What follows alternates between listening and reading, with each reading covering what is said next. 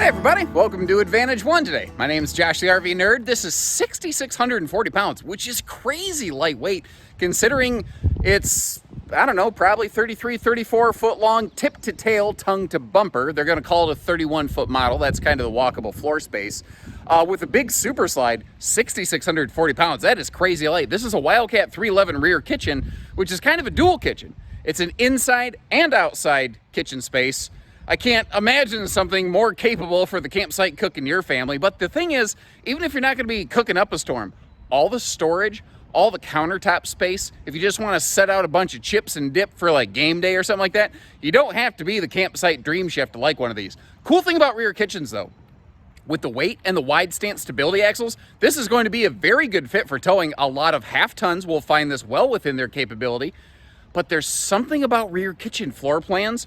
If what you're looking to do is just set up shop, there we go, and spend some time at a destination, I think that there's some of the best models out there. This is a really flexible model.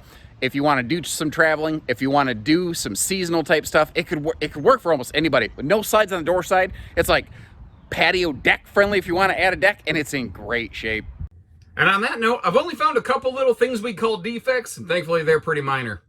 Door side, bedroom shade, needs restrung. Rear facing super slide shade, needs restrung. And the button on that light right there, these are push button lights, kind of got, oh, that wasn't working a second ago. I must have accidentally lined it up. I genuinely shocked myself just now. Thankfully, only metaphorically speaking, but hey, good news. That means there's only, well, 3 defects in this RV. Including yours truly. I guess the only other thing this RV needs is a new owner. Just it looks pretty good. Now, interesting little history tidbit on these. We were a dealer of these campers, these Wildwood travel trailers, when they first re-emerged. Not Wildwood, Wildcat. I'm sorry, Wildwood's a brand we have down at Haylett RV, and the name sticks in my head. When these first came out, we were a Wildcat dealer. At the time, they made only fifth wheels. They decided to reintroduce travel trailers. Interestingly, these were not actually made by Wildcat, in a sense. They were actually built in a primetime facility with some things like some lacrosses.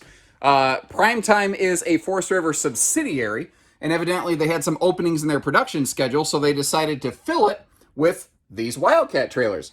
So even though it's called a Forest River Wildcat, interestingly, at least if this was true at the time these were made, this is actually in a sense a primetime trailer, which is why if you look at them, it has a lot of features in common with a lacrosse, which is not a bad thing. Lacrosse is a cool camper. You see we've got the Max panoramic viewing windows here. That down there is a sleeper sofa if you want to pop that sucker out. But what's nice here, though, is we got those opposing windows giving you just sweet airflow, and I love that one over there giving you a good look at your destination. But if we're talking rear kitchens, well, thing's going to have a lot of storage and prep space, and that's why we're actually going to start here under the entertainment center and start working our way around.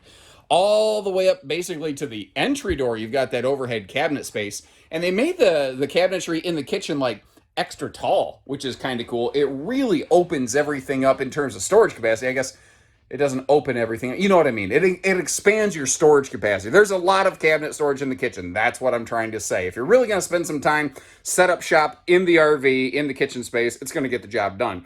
Instead of a booth, this was built with the table and chairs. The lighting is all LED, which is nice. That's an 8 cubic foot gas electric fridge freezer. Now, the one thing you didn't get to see, it occurs to me when I was flying around in storage mode over here, was below the sink, which is just wide open. So you've got some giant like wastebasket space, or you can throw some shelving in there if you need some pots and pans room.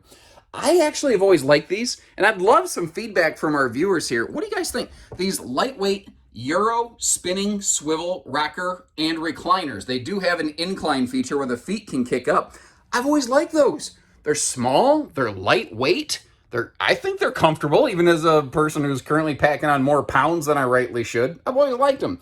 Now that some people are going to say, like at the time this was built, not as many people seem to care. But in today's market, we like it when the chairs face the television.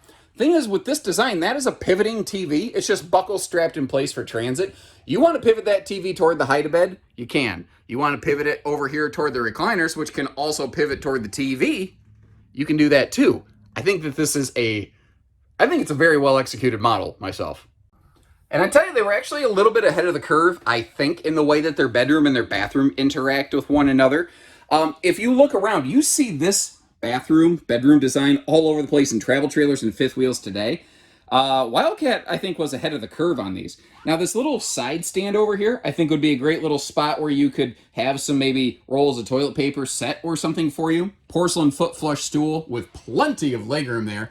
And with the taller ceiling on one of these, even if you're a little bit taller than the average bear like me, I definitely got to duck through the shower bar a little bit. But you see, I can actually just stand up in here in the shower all day and not have to ever worry about knocking my noggin on anything, like not even with my head in the skylight. That's the benefit of a nicer, taller ceiling like that. It's something that I really look for. It's not a deal breaker to me, but it is a nice convenience factor. I don't like ducking in the shower. It's not going to stop me from camping, but I think that's the debate. How are you going to use the RV? Is it really going to be used as just a camper? Or are you going to be really almost extended living in it? And there's really no wrong answer to that. It's just the answer that works best for you. Up here in the bedroom, interesting note, your ceiling lights have a switch right there. It's a slightly unconventional place, but it works very nicely. You see that, that'll activate our ceiling lights up top here. Now, that's not a power vent, but it would not be a terrible project to upgrade that to a power vent fan, because basically what you can do is just piggyback the hot power off that light right there to power the fan itself. Now, each of the overhead lights have their own separate switch, kind of like we saw the one I accidentally magically fixed above the chair in the living room. Now, this is an upgraded mattress from what I see here, and it looks like they put several layers of additional padding down below it, which is why it has kind of a funny bulge to it. But I, give you a better night's sleep, or at least give you some ideas if you want to swap that out and do a little bit of your own bedding kind of stuff. Bedroom's also very symmetrical up here. Oh, by the way, in case you're wondering, I don't know if you spotted this just now. I believe just down the street at Haylet RV, they replaced, it looks like the slide power awning motor on it.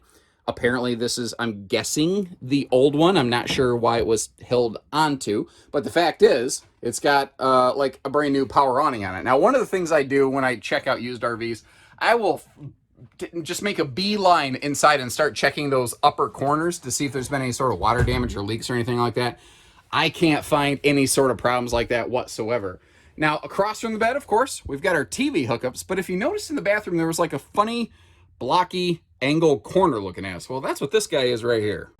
Now, a couple other handy tidbits here for you, the extra mile, as it were, showing you the dresser space that we mentioned, as well as the hanging closet space. Now, there are some manufacturers who will build a corner closet like that have it like washer dryer prepped. This is not one of those. I just want to kind of save somebody the potential trouble of asking there. The other thing that I did is I went ahead and closed up the super slide to show you how everything interacts in road mode. Now, in terms of walkable space, you can totally walk the front to the back of the trailer. You can get to the sink, the stove, the microwave, and a lot of the storage. The refrigerator and that kitchen pantry, though, those are two things that you don't necessarily want to lose out on. But the thing is, with this type of slide system, you can just crack the slide a little bit like that. And it's okay. Now, when the slide is partially deployed, you shouldn't be like using it. You shouldn't be sitting in the dinette and stuff. But if you need to open it just a bit to reach in here to like grab some lunch meat or a can of pop or soda or whatever you want to call it, can of Coke, depending on what part of the country you're from, you can do that in here. So it's not overtly with slide fully closed 100% travel accessible, but again, with just a nudge on that slide there, if you just need to get in something, grab it, get out, and close it back up. Nothing says you can't accomplish that in this floor plan. And I actually want to start back here in this rear corner, because I think that the outside of this trailer is something where you could spend just as much time during the day as the inside of the trailer. If it's rainy and you're stuck inside, the big slide, the windows, The inward facing seating, it makes it very social. It makes it very comfortable if you're going to spend some time indoors. If you do need to do some interior meal prep space, obviously with that kitchen you had plenty of space, but hiding under that kitchen counter is, I think, a very generous outside camp kitchen. You've got outside TV hookups over here as well, above that wide stance stability axle system that's just now coming into view.